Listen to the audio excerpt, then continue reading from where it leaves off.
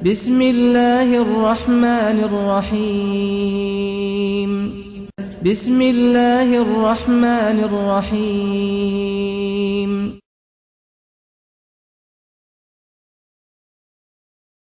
Bismillahirrahmanirrahim. Kita lanjutkan sekarang pada sesi yang sangat penting. Masih dalam pengantar Syiar Al-Quran. Pembahasan buku Muslim Zaman Now Hafal Quran dalam 30 hari. Sebagai syiar pengantar untuk persiapan Ramadan. Kami ingin tegaskan pada teman-teman, termasuk pemirsa dimanapun Anda berada. Kita teman-teman berikrar, berniat.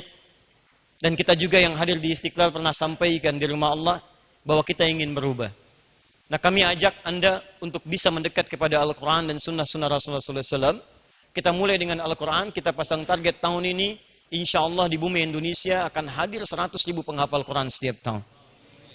Dan kita akan mulai di bulan Ramadan maksimalkan kecintaan kita pada Al-Quran. Karena itu kita akan gali keterangan-keterangan isyarat dalam Al-Quran yang kami himpun di buku ini. Kita maksimalkan sebelum tiba Ramadan dan di Ramadan kita praktekkan nanti. Dan semoga Allah memberikan taufik untuk mempercepat hati kita dekat dengan Al-Quran saat Ramadan. Karena itu kita akan lanjutkan. Di pertemuan lalu, kita sudah tuntaskan bagian kedua, pembahasan di buku yang telah kita uraikan sebagian besar materinya. Sekarang kita akan masuk pada bagian yang ketiga, yaitu aspek teknisnya. Dan saya sarankan bagi Anda, ataupun pemirsa dimanapun Anda berada, untuk kembali mereview, melihat tayangan yang lalu jika Anda baru bergabung di kekinian. Sehingga turunan-turunan permasalahan yang kita bahas bisa diurai dengan lebih jelas insya Allah. Ada 4 bagian di buku ini yang paling penting. 1, terkait dengan motivasi. Tentang kenapa kita mesti menghafal Al-Quran. Apa esensinya kita hafal Al-Quran? Apa tujuan utamanya? Yang kedua, kita juga hadirkan bahasan yang kedua tentang aspek-aspek penting tarbiyah rohiyah. Tarbiyah rohiyah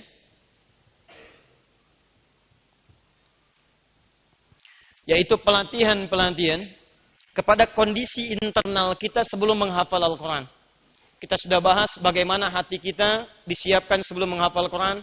Kita bahas tentang keikhlasan, kita bahas tentang kesungguhan, kita bahas tentang kesabaran dan turunan-turunan yang lainnya. Bagian ketiga, ini yang akan kita bahas, terkait dengan teknis hafalan, aspek teknis. Tentang cara bagaimana menghafal secara maksimal. Dan yang keempat, kita nanti ambil simulasi atau praktek hafalan yang syiarnya nanti insya Allah kita akan berikan waktunya bersama-sama, berkumpul di satu tempat untuk mensimulasikan apa yang telah kita pelajari. Dan insya Allah akan ada di bulan ini. Saya teruskan dulu untuk yang ini. Saya cek sebentar, ini sudah terangkan, termasuk dituliskan pada buku bagian yang pertama. Kenapa kita mesti menghafal Al-Quran? Ada apa di dalam Al-Quran? Dari Al-Fatihah sampai dengan An-Nasnya. Kemudian setelah itu apa keutamaan-keutamaan penghafal Quran? Setelah Anda memahami kenapa Anda mesti menghafal, maka kita mulai untuk mentarbiyah rohiyah dulu. Mengikhlaskan niat kita. Saya cek sebentar, teman-teman. Ayo semangat, semangat. Siapa yang mau jadi hafid? Semangat. Baik, alhamdulillah sudah ada sedikit perubahan ya. Ada yang mau begini, lihat temannya nggak ngangkat, gini lagi. Ya. Alhamdulillah. Ingat. Tujuan kita menghafal Quran karena siapa? Allah. Ini poin pentingnya. Nah, ini yang dimaksud tarbiyah rohiyah. Jika Anda ingin jadi hafid, menghafal Quran karena ingin jadi hafid, saya sarankan sederhana, ganti nama Anda jadi hafid. Selesai. Ya. Maka semakin cepat Anda hadirkan keikhlasan karena Allah, semakin mudah bagi Allah menanamkan Quran dalam jiwa Anda. Ini contoh pada bagian yang kedua. Ini sudah kita selesaikan poin-poinnya, termasuk terakhir tentang istiqamah. Saya sudah turunkan juga. Sekarang kita hadirkan bagian yang ketiga. Kalau sudah yang dua terpenuhi, bagaimana kita mewujudkan proses hafalan itu sehingga prosesnya bisa ditempuh dengan cara yang sistematis, cepat, dan insya Allah melahirkan keberkahan dalam kehidupan kita. Ini inti materi pertemuan di hari ini. Baik, kita mulai bahasannya. Bismillahirrahmanirrahim. Saya boleh hapus dulu? Jazakallah khair. Ya, antum sampaikan boleh, saya ucapkan terima kasih. Semoga dengan bolehnya ada pahala diberikan kepada antum. Kalau pengen banyak, ikut menghapus. Saya simpan sini ya Pak ya. Bismillah. Baik, mari kita fokus. Waktu kita sebentar menuju Isya. Kita akan memulai pada bagian yang ketiga setelah ini dimaksimalkan. Nanti bagi Anda yang tertinggal, rangkuman pembelajaran ini, insya Allah kita akan sampaikan pada sesi simulasi. Waktunya cuma sehari. Kalau saya mau sampaikan cepat dari sekarang bisa, waktunya insya Allah hari Jumat. Tempatnya di JCC.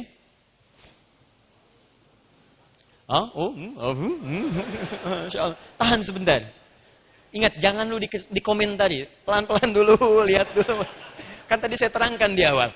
Ya, dia ada tipe keterangan cepat bohong-bohongan. Disingkat apa? Cebong. Ada tipe keterangan nol dokumen. Keterangan nol dokumen. Gak punya dalil, gak punya apa-apa, ngasih keterangan.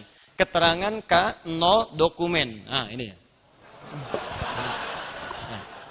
Nah, sudah, nanti ini yang dibahas ramai lagi. Udah. Nyambung sini. Ya, lihat sini. Baik, ini hari Jumat di JCC Senayan, tanggalnya tanggal 20 April. Waktunya itu ba'da asar.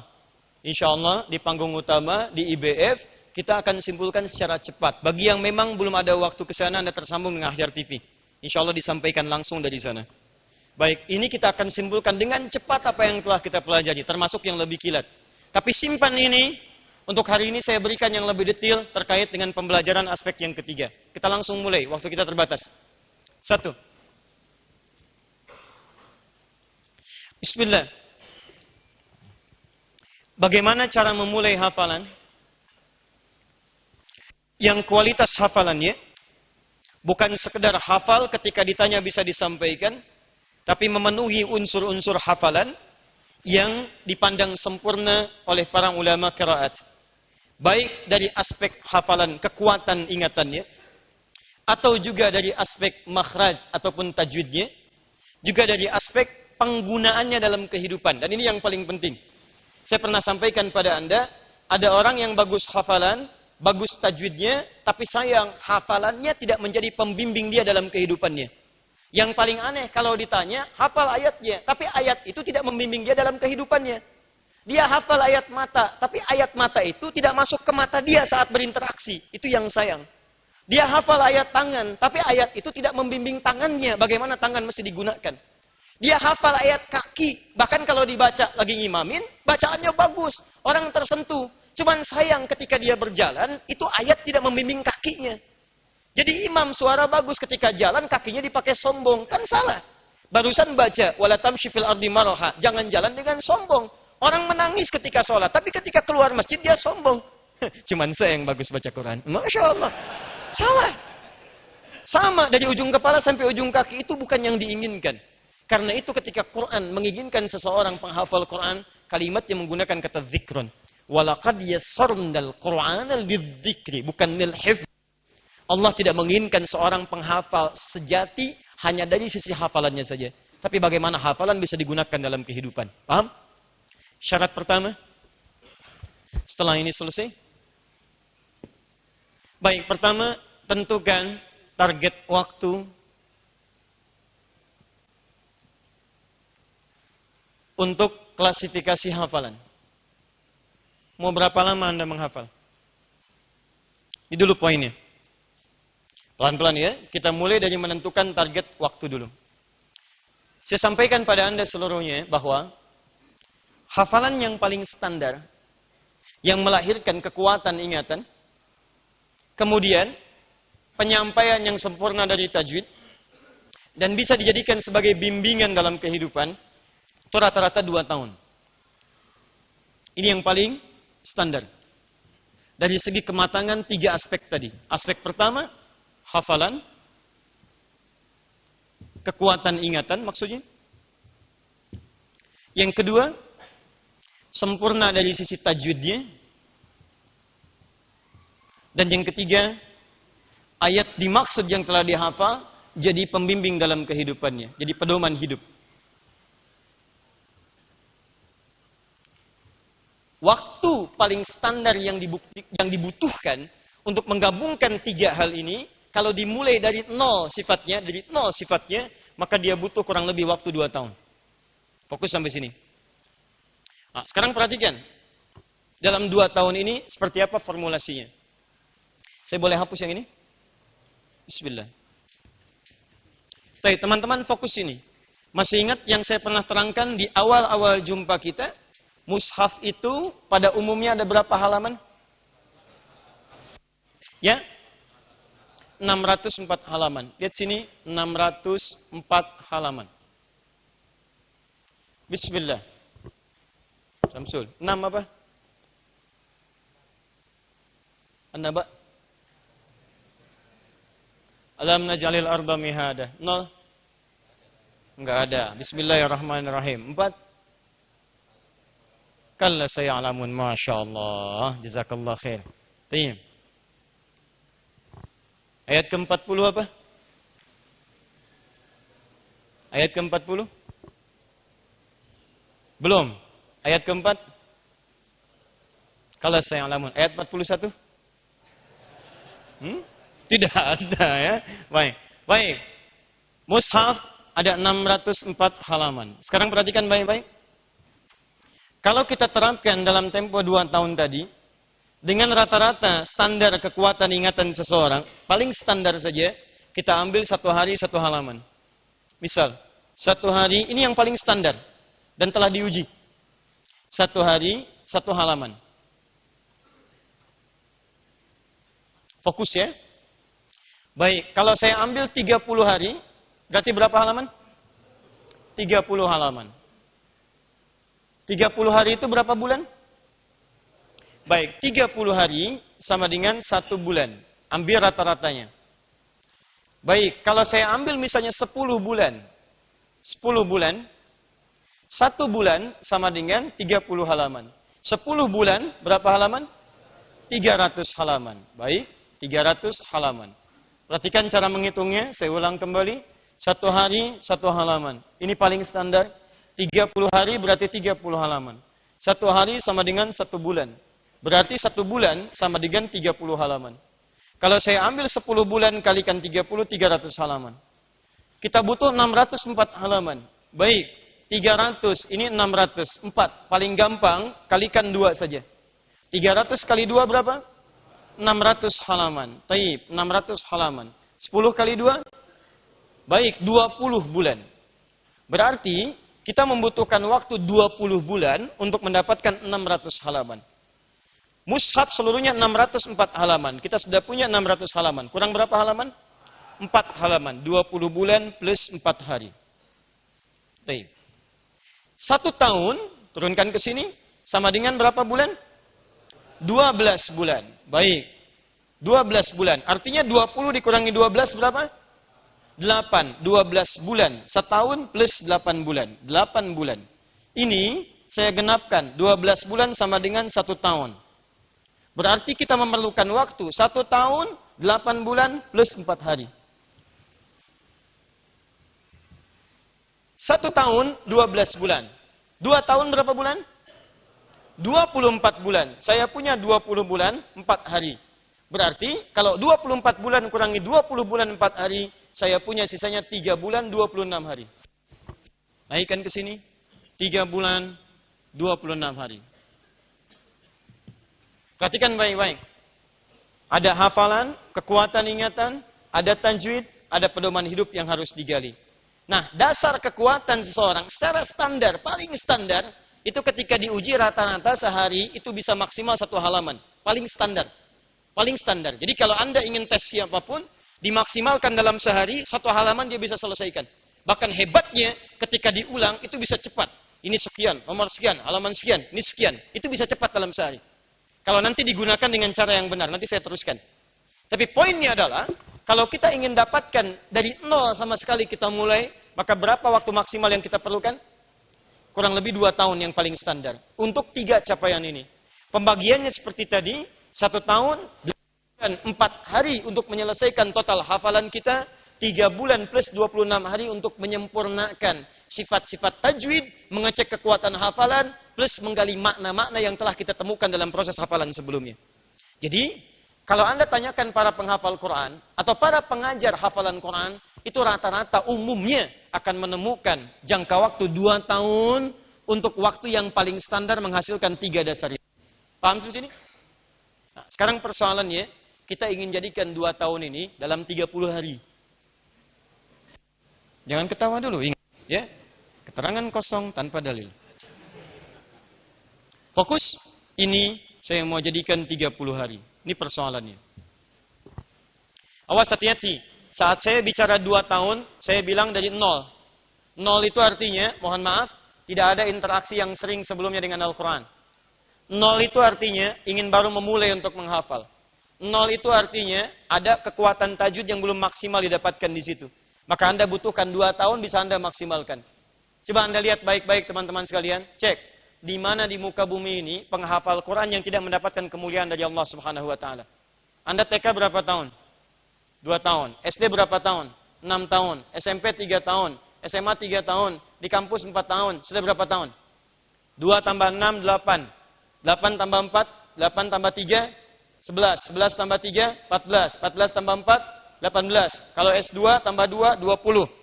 S3 tambah 3 tahun paling maksimal 23 tahun. 23 tahun Anda kerjakan. Begitu selesai kuliah, dapat pekerjaan? Belum tentu. Sekarang Anda hafalkan 2 tahun. Al-Quran Anda maksimalkan. Saya katakan kepada Anda, jika Anda dekat dengan direktur, Anda mudah mendapatkan pekerjaan. Kalau Anda dekat dengan Allah, apa yang tidak sulit bagi Allah Subhanahu wa Ta'ala?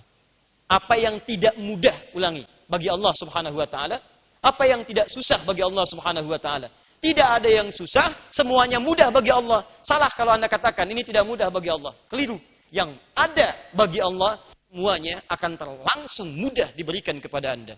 Dan Quran ketika Anda hafalkan, jalan cepat untuk mendekat kepada Allah Subhanahu wa Ta'ala. Ini poinnya. Paham? Sekarang Ustaz, kalau saya hafalkan Quran dalam 2 tahun, kemudian saya bangun kedekatan dengan Allah Subhanahu wa Ta'ala, maka Allah berikan kemudahan dalam kehidupan saya. Kalau Anda nggak percaya, silahkan cek ya. Dari zaman sahabat-sahabat Nabi, kemudian mereka dididik oleh Nabi sebelumnya, diwariskan pada tabi'in, sampai muncul ulama hebat yang semua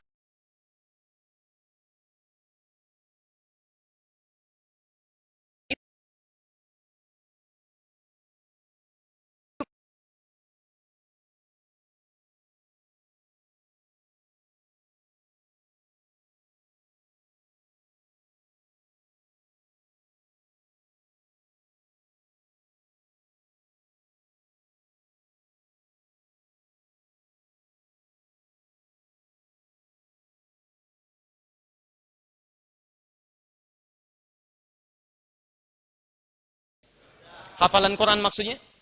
Mudah bagi Allah menjadikan hafal 2 tahun jadi 30 hari? Jadi 20 hari? Jadi 10 hari? Taib. Sekarang pertanyaannya, jika kita sampai hari ini belum mampu menghafalkan secara cepat Al-Quran, maka persamaannya berarti ada kedekatan kita dengan Allah yang belum dibangun dengan baik. Paham sampai sini? Karena bagi orang yang dekat dengan Allah, maka tidak ada yang susah bagi Allah untuk menjadikan seluruhnya mudah bagi dirinya. Karena itu pertanyaan terbesarnya, jika Anda ingin menjadikan 2 tahun menjadi 30 hari, bagaimana cara mengawalinya? Itu yang nanti kita mulai setelah menunaikan salat Isya berjamaah. Subhanakallahumma bihamdika asyhadu an la ilaha illa anta astaghfiruka wa atubu ilaik. Assalamualaikum warahmatullahi wabarakatuh. Baik teman-teman, kita lanjutkan kembali bahasan kita. Tadi kita ada sedikit persamaan. Ingat, malam ini manfaatkan dengan baik karena setiap sesinya waktu kita terbatas. Kita tidak manfaatkan, maka mohon maaf, tidak setiap waktu bisa kita pelajari. Tadi telah kami sampaikan, standar untuk bisa menghafalkan Quran dengan 3 capaian ini. Hafalan kuat, tajwid bagus, dan apa yang dihafalkan dengan yang tajwid yang bagus ini, kemudian jadi pedoman dalam kehidupan. Maka ini setidaknya dihasilkan secara standar jika dia memulai dari 0 sama sekali, dalam masa kurang lebih 2 tahun. Standar. Hitungannya, jika mushaf 604 halaman, maka jika kekuatan satu hari seseorang menghafal satu halaman, ini berdasar penelitian, bahwa standar kekuatan seseorang, standarnya paling minimal dia bisa maksimalkan, paling minimal, itu satu halaman. Selebihnya itu luar biasa. Nanti teknisnya kami terangkan kemudian. Maka 30 hari 30 halaman, 30 hari sama dengan 1 bulan, artinya kalau 1 bulan 30 halaman, 10 bulan 300 halaman, kemudian kali 2 600 untuk mendekati 604, ini pun dikali 2 jadi 20 bulan 600 halaman, 4 jadi tambah 4 hari, 20 bulan 4 hari. Jika setahun ada 12 bulan, maka 20 bulan sama dengan 12 bulan plus 8 bulan.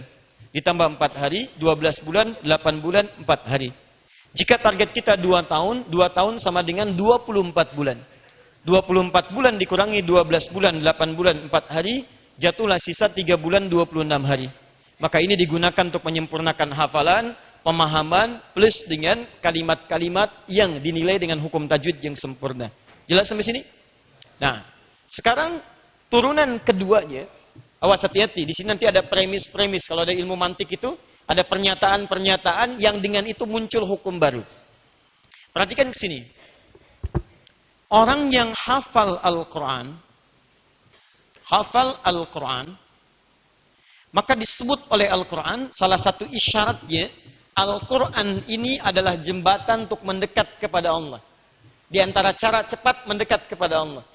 Bukankah kalau Anda ingin dekat dengan direktur, Anda hadir kemudian berdiskusi dengannya, menyampaikan kalimat-kalimatnya, menghafalkan keterangan-keterangannya. Maka jika Anda ingin mendekat kepada Allah, maka dekati lewat firman-firmannya. Orang yang kemudian menghadirkan Quran dalam jiwanya, maka terbangun kedekatan dengan Rabbnya, Allah Subhanahu wa Ta'ala.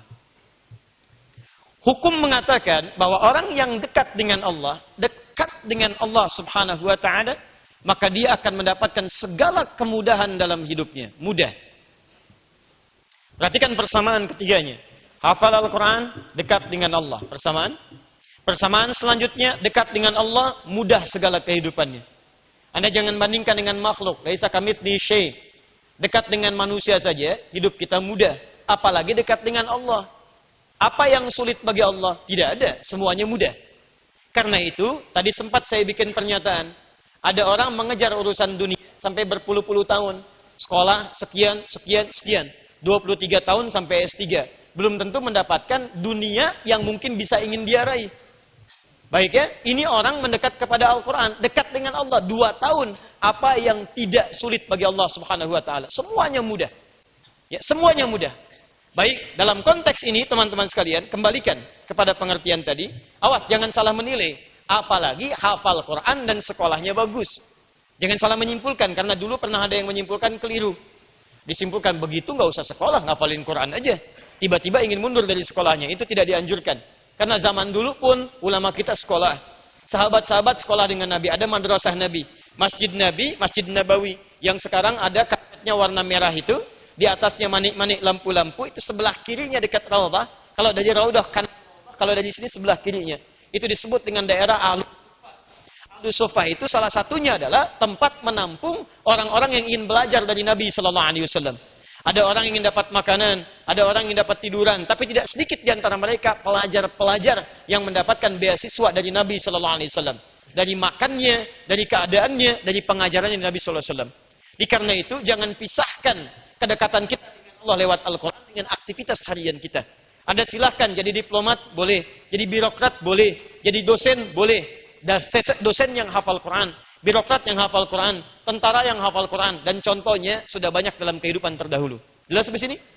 Nah, tapi persamaannya adalah hafal Quran, dekat dengan Allah. Sekarang persamaan berikutnya, dekat dengan Allah, mudah segala unsur kehidupan. Apapun mudah. Dunia mudah, akhirat mudah. Baik, sekarang katakan pelan-pelan, jawab pertanyaan saya. Ada tidak yang sulit bagi Allah? Baik, kalau ingin menjadikan dunia semua milik kita, bisa? Bisa. Kalau ingin menjadikan, mohon maaf, kita misalnya pintar 2 kali lipat dari sebelumnya, bisa? Kalau ingin menjadikan kita cepat ke surga, bisa? Kalau ingin menjadikan kita cepat hafal Quran, bisa? Baik, kalau ingin jadikan 2 tahun jadi 30 hari, bisa? Bisa. Kalau Anda yakin dengan itu, kembalikan ke persamaannya. Lihat, tutup yang ini dulu. Gunakan persamaan yang ini. Dekat dengan Allah, mudah menggapai apapun. Balik persamaannya, balik, ingat, balik. Kadang-kadang dalam fisika pun ada rumus yang dibalik untuk mendapatkan persamaan yang serupa. Jarak S sama dengan V dikali T. Kecepatan dikali waktu. Untuk mendapatkan V, turunkan S-nya dibagi T. V sama dengan S bagi T. Untuk mendapatkan T, second di sini, S dibagi V. Paham? Ini belum muncul turunan yang lainnya. Ada gaya gesek, ada percepatan, ada kecepatan, dan sebagainya. Tapi poinnya untuk menemukan ini, ada perubahan di rumus. Anda ingin mendapatkan yang ini, misalnya, tutup rumus yang ini. Simpan ini, keluarkan persamaan yang ini. Jika Anda dekat dengan Allah, maka mudah bagi Allah menjadikan apapun bagi Anda. Ada keinginan bagi Anda hafal Quran cepat, tidak ingin 2 tahun, pengennya 30 hari. Maka rumusnya, kalau ingin mendapatkan percepatan ini, dekati Allahnya sebelum Anda mulai menghafalkannya. Paham sampai sini? Maka jika Anda ingin memulai hafalan Quran dalam 30 hari, hal yang dilakukan bukan memulai dengan langsung menghafal. Anda mesti memulai untuk mendekati Allah terlebih dahulu. Itu poinnya. Boleh saya hapus? Oh, dari tadi juga tinggal boleh saja Anda, gitu kan? Kalau semua boleh, kapan Anda menghapusnya? Bismillah. Baik. Jadi, syarat pertama yang mesti dibangun oleh kita semua, jika kita ingin menghafalkan Quran dalam 30 hari, maka syarat yang pertama, bangun kedekatan dengan Allah Subhanahu wa taala. Dekat dengan Allah. Perhatikan baik-baik. Simak sirah Nabi sallallahu alaihi wasallam. Apakah Anda kira ketika Quran diturunkan seketika Nabi turun kemudian diturunkan pada Nabi, Nabi menghafalkan? Tidak. Bukankah Nabi mencoba mendekati Allah dulu? Perhatikan perjuangan Nabi. Di mana Nabi menerima wahyu? Gua Hira. Masya Allah. Wahyu ayat apa yang pertama diterima? Saya ulang kembali. Di mana turunnya surah Al-Alaq? Gua Hira. Anak sekarang mudah sekali menjawab Gua Hira. Masya Allah. Pertanyaan saya, berapa jarak dari rumah Nabi ke Gua Hira? Yuk saya ilustrasikan. Ini rumah Nabi SAW misal. Saya sering gambarkan kepada Anda, kalau di sini masuk, ini Zam-Zam, ini Hotel Hilton. Kemudian di sini ada Sofa, bergabung di sini. Ini saya tuliskan Hilton karena di sini diduga oleh sejarawan ini tempatnya sahabat Abu Bakar radhiyallahu taala anhu. Di depannya di sini ada toilet, ini ada kipas angin yang nyembur pakai air ke atas. Satu lagi di sini ada yang kedua, dan ini adalah pintu ke Masjidil Haram. Yang kedua ini parlemen Quraisy. Di sini mereka suka kumpul. Abu Jahal, Abu Lahab, dan Abu-Abu yang lainnya yang jelek-jelek. Ini yang merencanakan segala hal yang buruk kepada Nabi. Ya, makanya setiap Abu kadang sering bermasalah, ya. Kecuali yang baik-baik. Baik, sini. Makanya ketika ada Abu, ada gelarnya supaya menunjukkan bahwa tidak abu-abu di sini. Abu Bakar As-Siddiq, gitu kan? Dan seterusnya. Yang lainnya repot. Nah, ini ke sini sudah fokus. Di sini ada Zam-Zam, di sini ada Safwa, ini nyebrang sedikit, di seberang ini ada jalan, ini tempat merpati burung-burung cari makanan di sini, ada orang-orang ngasih. Ini ada Jabal Qubais, ini Istana Raja. Lewat ke sini, saya sering sampaikan ini, masuk lewat sini langsung ke kanan. Jadi kalau Anda ingin napak tilas, langsung ke kanan ke sini. Ya, ini Anda lewat 1, ini kemudian pintu 26. Kemudian di sini pintu 27, di sini kemudian babun Nabi, di sini kemudian babu Ali, kemudian babus Salam. Di sini Anda lewat, ada pos security di sini, CCTV-nya menghadap ke arah sini, orang jaga pakai warna coklat, polisi 1 orang.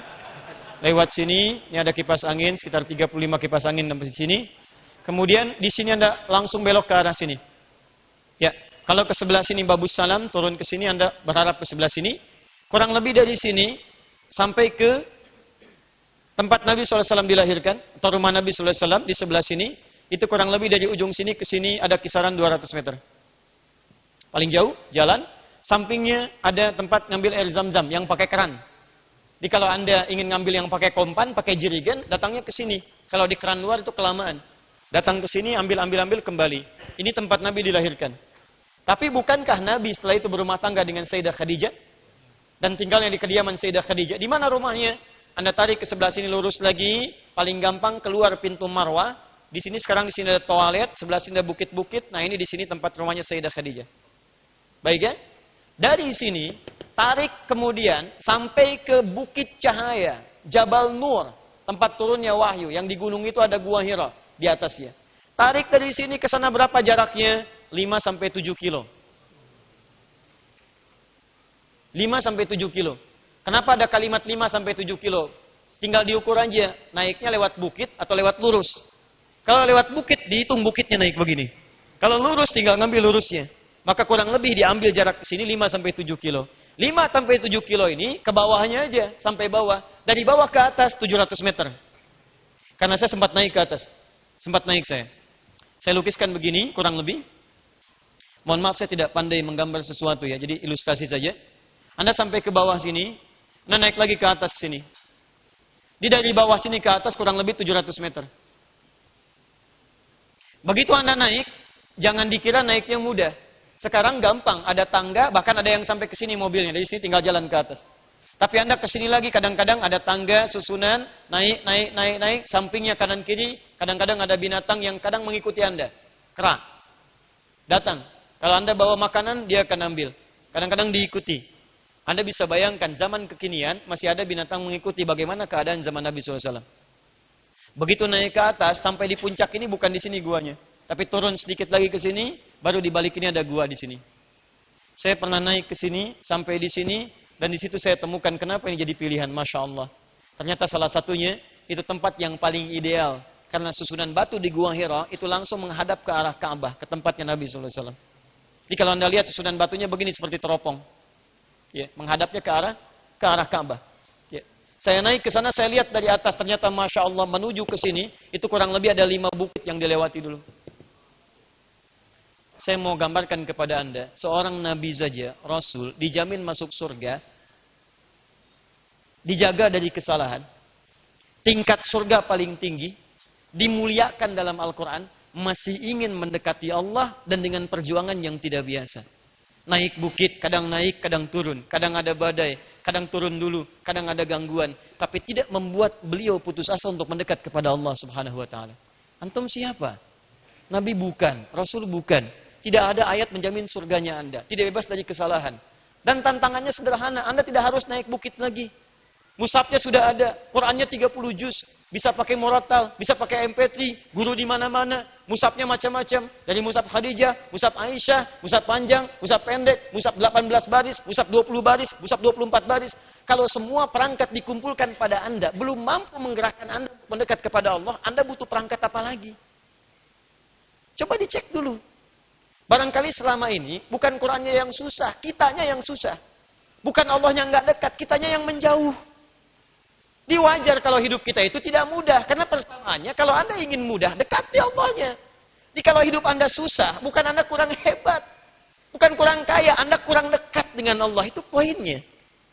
Anda ingin mudah kebahagiaan, yang punya kebahagiaan Allah. Bahagia itu falah. Anda diajak, hayya 'alal falah, yo bahagia, Andanya nggak pengen. Baru dengar kalimat hayya 'alal falah, sudah Anda nggak suka dengan kalimatnya. Suara apa ini? Apa yang Anda inginkan? Jadi nggak jelas gitu. Pengen sesuatu dikasih nggak mau.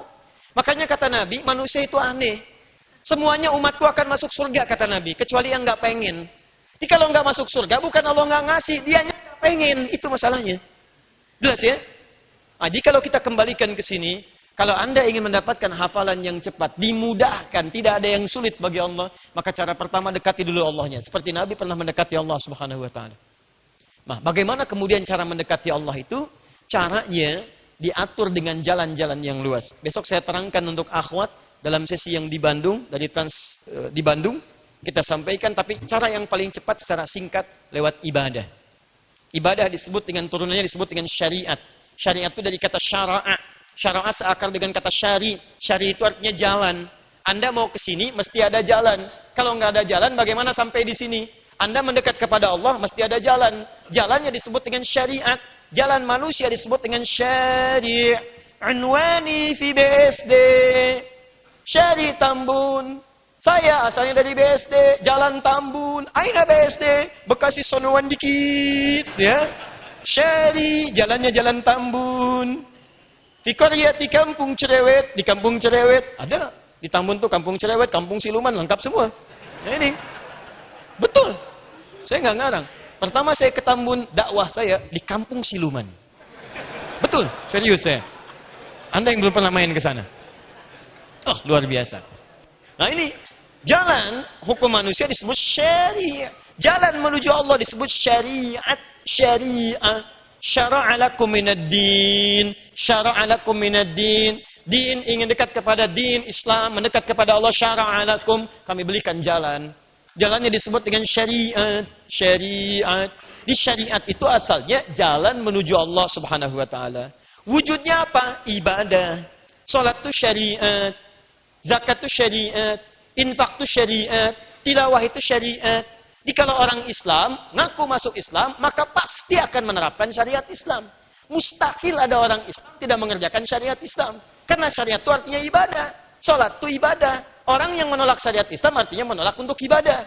Kalau non-muslim mengatakan gak mau syariat Islam, wajar karena dia tidak ibadah. Yang paling aneh itu mengatakan Islam menolak syariat Islam. Itu aneh. Artinya memang dia gak suka sholat.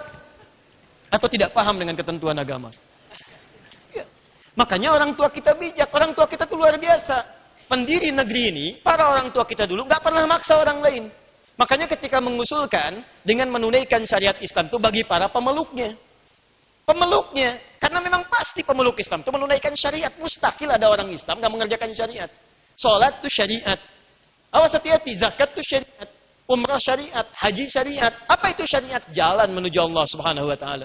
Ya Allah, saya ingin mendekat kepadamu ya Rabb. Kemanakah jalannya? Ini sholat. Panggil sholat. Allahu Akbar, Allahu Akbar. Ketika Anda dipanggil lewat adzan, artinya Anda diberi jalan untuk mendekat kepada Allah. Yuk, katanya pengen dekat.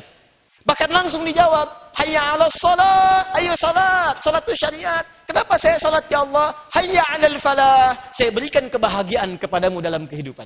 Saya berikan kesuksesan. Bukankah engkau mendekatiku ingin bahagia? Bukankah engkau mendekat kepadaku sujud meminta keberkahan dalam hidup? Bukankah engkau minta ampunan? Bukankah dalam salat engkau minta rahmat, minta rizki? Rabbighfirli warhamni wajburni warfa'ni warzuqni. Ya Allah minta rizki, ya Allah minta ampunan, ya Allah minta kasih sayang, ya Allah minta B, minta C, sampai minta Z. Ayo minta kepadaku. Makanya kalau orang benar-benar paham dengan ini, dipanggil sholat, senang dia. Hanya orang kurang sehat yang ketika dipanggil sholat tidak senang. Kurang sehat, karena orang sehat itu ketika diberi jalan dia ikuti. Nih, saya kasih gambaran ya. Misal, di tempat ini besok akan ada pembagian amplop. Untuk satu orang 5 juta rupiah. Ini contoh, ingat baik-baik. Hanya contoh. Contoh, ingat. Contoh. Baik.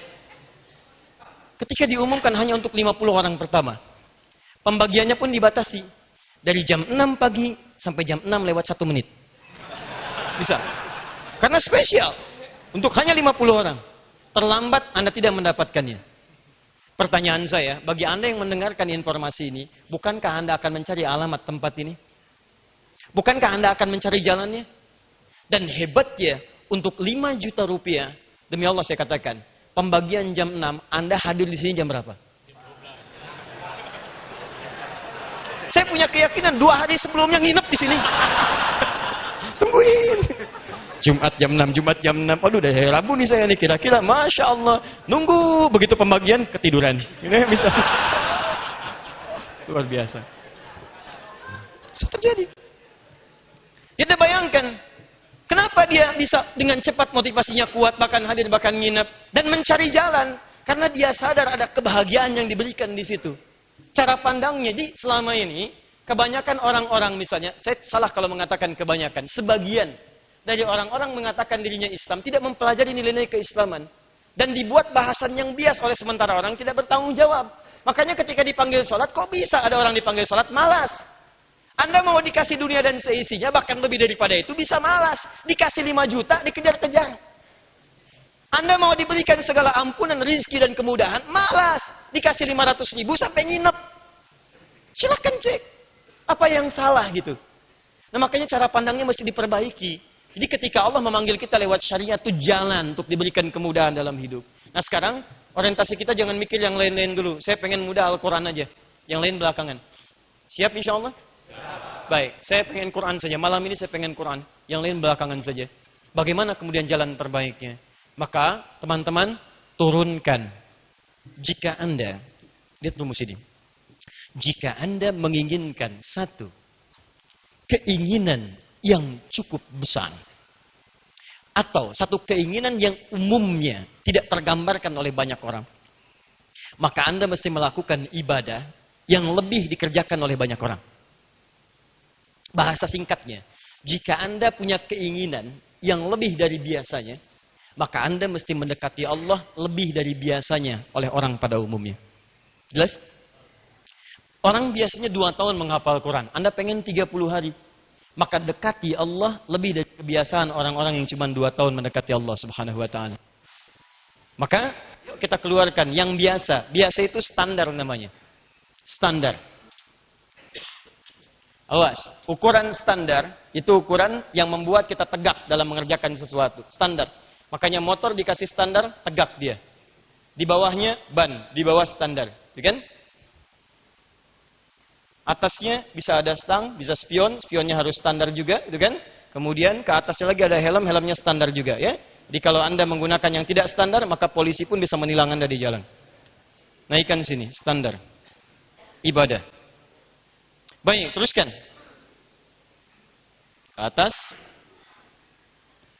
Ibadah standar. Pertama Anda keluarkan dulu. Ini baru rumus pertama. Nanti selanjutnya besok kita teruskan kembali dalam pertemuan selanjutnya. Fokus baik-baik. Untuk mendekati Allah kita perlu jalan. Jalannya syariat. Syariat itu wujudnya apa tadi? Masih ingat? Ibadah. Maka keluarkan semua jenis ibadah. Karena permintaan kita di atas standar, bukan yang biasa, maka kita harus menunaikan ibadah di atas rata-rata. Baik, ibadah pertama, salat. Alladzina yu'minuna bil ghaib wa yuqimunas shalah. Baik. Fokus baik-baik, saya beri contoh satu dulu. Sebelum yang lain, salat. Salat yang standar, waktunya berapa waktu? 5 waktu. Rakaatnya berapa rakaat? 17 rakaat. 5 waktu. Ini baru waktunya. Fokus baik-baik. Waktunya 5 waktu. Ini standar dikerjakan. Bagaimana standar mengerjakannya ini? Standarnya 5 waktu ini ditunaikan tepat waktu. Jadi kalau Anda menunaikan yang 5 waktu, tidak tepat waktu, padahal Anda bisa mengerjakannya tepat waktu, berarti sholat Anda di bawah standar. Ini dalilnya Quran surah kedua ayat 238, paling kanan sebelah atas. Hafidhu 'alas salawat, hafidhu 'alas salawati was salatil wusta wa qumu lillahi qanitin. Jaga waktu-waktu sholat, tunaikan sesuai dengan waktunya, tunaikan. Besok jam berapa subuh? 4.39. Baik, salat standar 4.39. Artinya ketika dipanggil Anda sudah siap. Bukan Anda baru dipanggil baru siap-siap. Jadi kalau sedang ada Allahu Akbar, Anda baru bangun, berarti Anda di bawah standar. Paham ya? Karena yang standar itu begitu dipanggil sudah siap untuk salat. Makanya bangunnya sebelum itu. Paham? Apalagi kalau kejadian dipanggil 4.39 baru bangun 9.34. Ya? Ini yang repot. Ini dari segi waktu. Baik, dari segi tempat. Standarnya laki-laki, perempuan, dari keadaan dulu, berjamaah. Standar berjamaah. Baik, berjamaah. Masya Allah. Kalau ada uzur, ada alasan, boleh dia sendirian. Nah sekarang Anda jaga ini dulu, coba cek dulu. Katanya pengen hafal Quran 30 hari. Sholat, waktunya masih terlambat. Orang lain sebelum adzan sudah di masjid, Anda sudah qomat, belum aja, siap-siap. Hati-hati, hati-hati. Insya Allah, bismillah, hafal Quran 30 hari. Allahu Akbar, yuk ke masjid, baru adzan. Tidak bisa. Lihat standarnya, turunkan, berjamaah. Bismillah, dekati. Berjamaah itu ada 2 sifatnya. Bisa berkaitan dengan tempat, bisa tidak terkait dengan tempat. Berkaitan dengan tempat itu di masjid. Tidak terkait dengan tempat, nggak ada masjid, Anda di kantor. Tapi kan teman Anda juga ada yang mau sholat. Apa tidak bisa mencari ruangan dengan teman Anda berdua sholat? Anda imam, dia makmum. Atau dia imam, Anda makmum. Berjamaah kan? Tapi ibu di rumah, tidak ke masjid. Apa di rumah coba nih, ibu sendirian. Ada anaknya, ada asisten rumah tangganya, ada macam-macamnya. Ayo, bismillah, ambil satu ruangan, sholat. Ibu imamnya, yang lain makmum. Paham? Tayyib. Alhamdulillah. Sekarang, perhatikan. Kita ingin tingkatkan di atas standar. Bismillah. Yang standar itu salatnya fardu. Kalau di atas standar, tambah kemudian. Bukan tambah bilangannya. Subuh biasa 2 jadi 3 misalnya. Bukan. Ya. Tapi tambah nilai dari yang fardu ini dengan tambahan yang disebutkan oleh Quran. Tambahannya disebut dengan nafilah, hukumnya disebut dengan sunnah. Maka kalau Anda ingin mendekati Allah supaya cepat dapat hafal Quran, tingkatkan dari yang standar. Tambah dengan ibadah sunnah. Keluarkan semua jenis sholat sunnah yang mungkin Anda kerjakan. Ini belum memulai hafalan. Ini baru fase pendekatan kepada Allah. Rumus cepatnya, keluarkan menu sholat sunnah.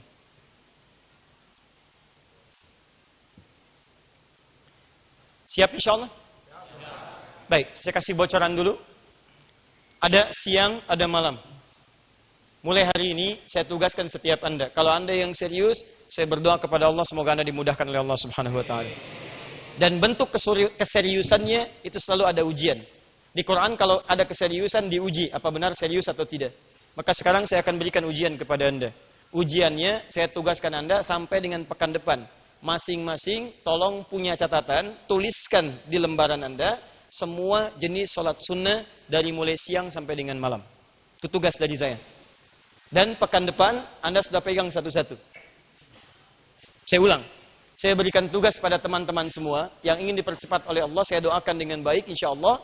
Ini kembali kepada Anda. Saya tugaskan, Anda keluarkan semua jenis sholat sunnah, dari siang sampai malam, tuliskan jadi satu lembar. Contoh, rawatib misalnya ada 12 apa saja. Cara paling gampangnya, tuliskan sholat fardu dulu. Subuh, zuhur, asar, maghrib, isya. Sebelum subuh ada tidak? Setelah subuh ada tidak? Antara subuh ke zuhur ada tidak? Ba'da zuhur ada tidak? Ya, sebelum asar ada tidak? Setelah asar ada tidak? Sebelum maghrib ada tidak? Setelah maghrib ada tidak? Demikian sampai isya. Nanti dari isya ke subuh ada sholat apa saja? Apakah tahajud atau qiyamul lail atau witir? Anda turunkan jadi satu lembar begini. Kalau Anda benar-benar serius, saran saya, kerjakan nasihat apa yang saya sampaikan. Keluarkan satu lembar di HVS, tuliskan seperti itu. Paham? Baik, sekarang kalau bisa, besok Anda mulai, siap-siap dulu. Sabtu sudah ada daftarnya, dan coba Anda bikin selama sepekan. Dan pekan depan, bawa catatan itu ke sini. Catatannya berbentuk seperti ini. Tuliskan jenis sholatnya di sini. Misal, 2 rakaat, qabliyah subuh, sebelum subuh. 4 rakaat, sebelum zuhur. Di sini ada duha, sebelum zuhur, ba'da zuhur, sampai ke isya, sampai ke tahajud. Bikin kolom begini. Saya mintakan kolomnya seperti ini. Tulis di sini aja misalnya jenis sholatnya. Jenis sholatnya di sini. Sebelum subuh, 2 rakaat.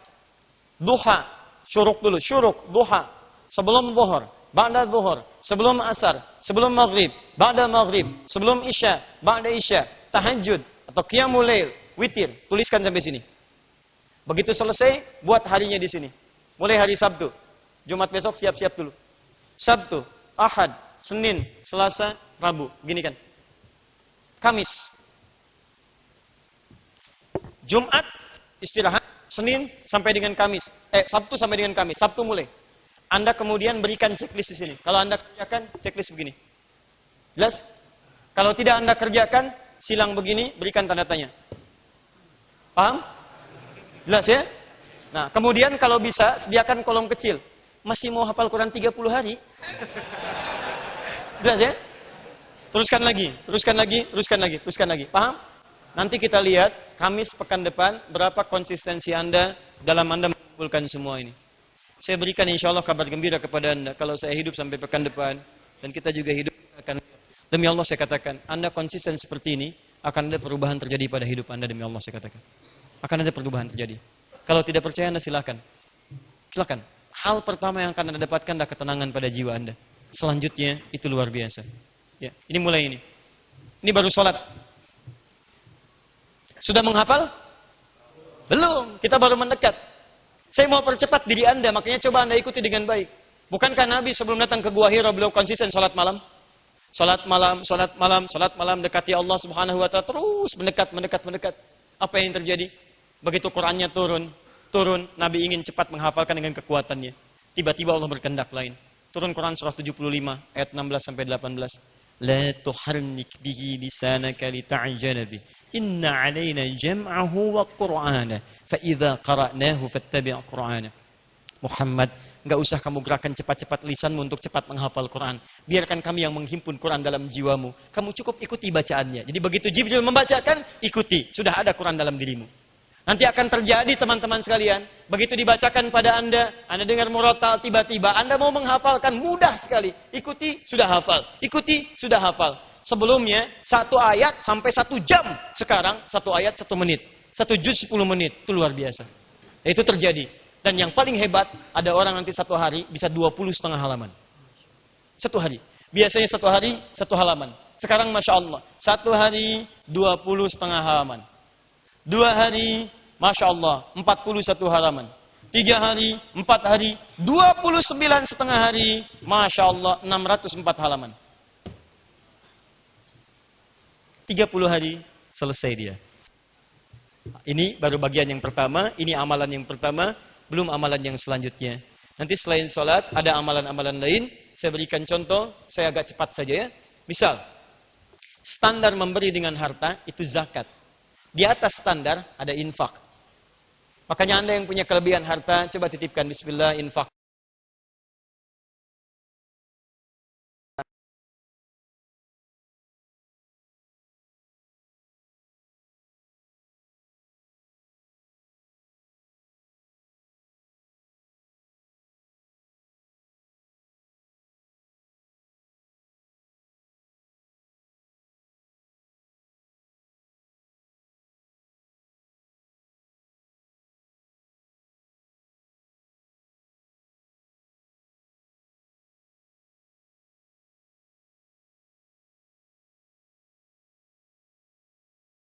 Saya katakan Anda berusaha maksimalkan itu semua.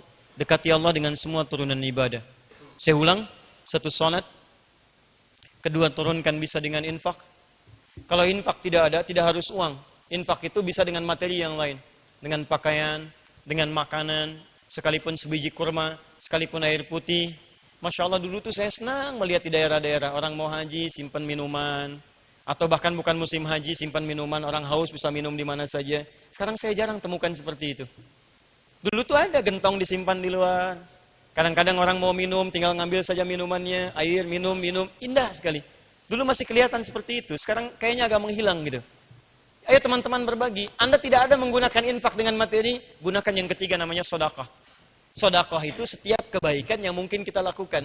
Maka kalau Anda ingin jadi ahli Quran, mulai hari ini berubahlah jadi orang baik. Ya, tidak bisa berbagi dengan harta, berbagi dengan tenaga.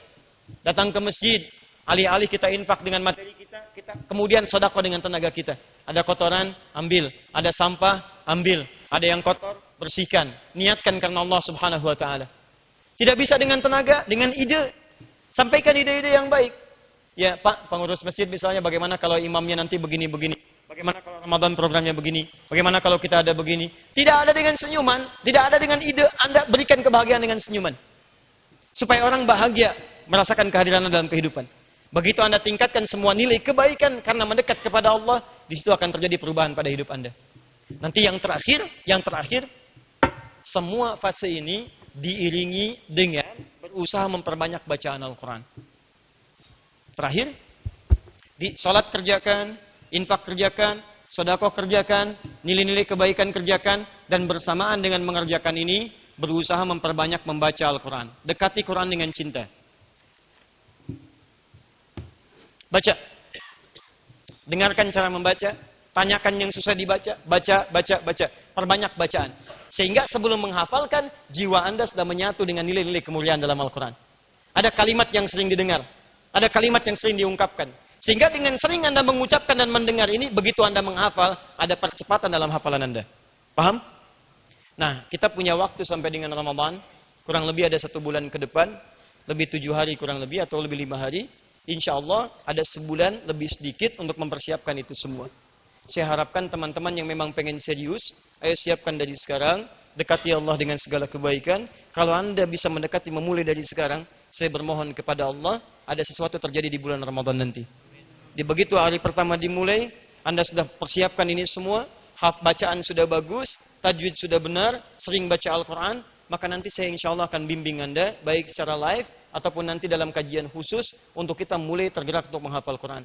Karena menghafal Quran dalam 30 hari ini, butuh waktu yang sempurna untuk menghafalkannya. Bagaimana cara waktu yang sempurna itu? Itulah pertemuan kita di Kamis berikutnya. Nanti ada 3 yang harus dipraktikkan setelah semua ini dilakukan. Dimustahil Anda hafal Quran dalam 30 hari kalau Anda tidak memulai untuk hal-hal yang tadi saya sebutkan. Ini capaiannya 3 hal tadi. Kalau cuma disebut hafal 30 hari, bisa. Tapi biasanya setoran 1 juz, besok 1 juz lagi, yang ini hilang. Yang besoknya ada. Besok setor lagi, yang besok ada, yang ini hilang. Jadi ketika 30 hari disebut 30 juz, ya hafalnya setiap hari setoran 1 juz. Kadang-kadang demikian, dan tidak sempurna hafalan. Tapi kalau Anda memulai dengan cara seperti ini, dekati Allahnya, rajin bacaannya, tingkatkan nilai kemuliaannya, nanti begitu masuk waktunya, saya berikan bimbingan kepada Anda, bagaimana cara memulai dari awal sampai dengan akhirnya. Siap sampai sini? Baik. Assalamualaikum warahmatullahi wabarakatuh.